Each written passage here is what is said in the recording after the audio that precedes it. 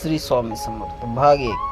देवी संकल्पदृष्टी अधर्म वाढू लागला तेव्हा देवाने गणरायाकडे प्रार्थना केली. विघ्नहर्ता श्री गणपतीचे भक्तरक्षणासाठी पृथ्वीवर अवतार धारण करण्याचा संकल्प केला.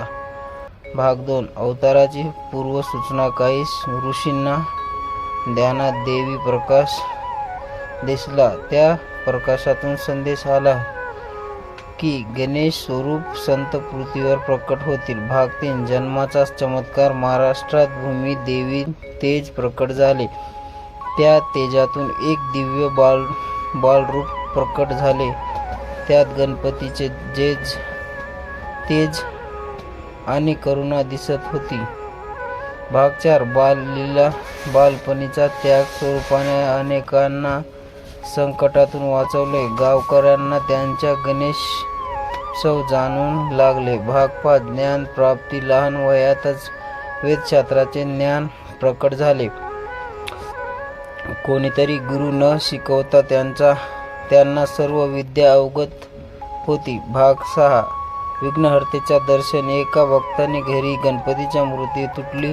त्या भक्तांना स्वप्रभात दर्शन देऊन अवतार स्वरूपाने आश्वासन दिले, मीच गणपती आहे. भाग 7. अक्कलकोट प्रवेश. दैवी प्रेरणा ते अक्कलकोट येथे स्थिरावले.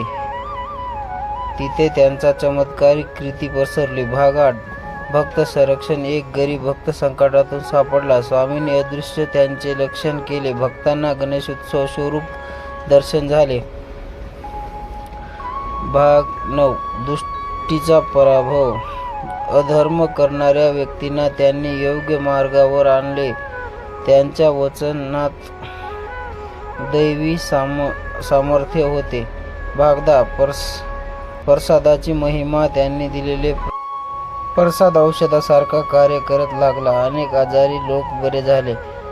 भाग 11. गणेशोत्सवाचा संदेश. भक्ताच्या त्यांनी सांगितले. गणेश भक्ती म्हणजे श्रद्धा आणि सदाचार. गणेशोत्सव साधेपणे साजरा करण्याचा उपदेश दिला. भाग 12.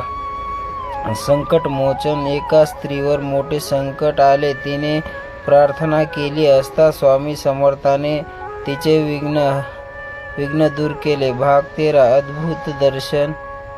काही भक्तांना त्यांनी 4 भुज गणेश स्वरूपात दर्शन दिले. त्यामुळे स्वामी समर्थ गणपती ही संज्ञा रडू झाली. भाग 14. उपदेश. त्यांनी सांगितले, भिवू नकोस, मी तुझ्या पाठीशी आहे.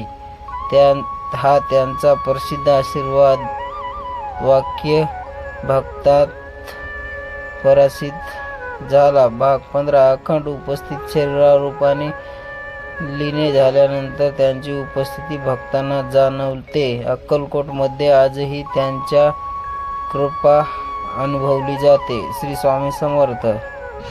श्री स्वामी समर्थ.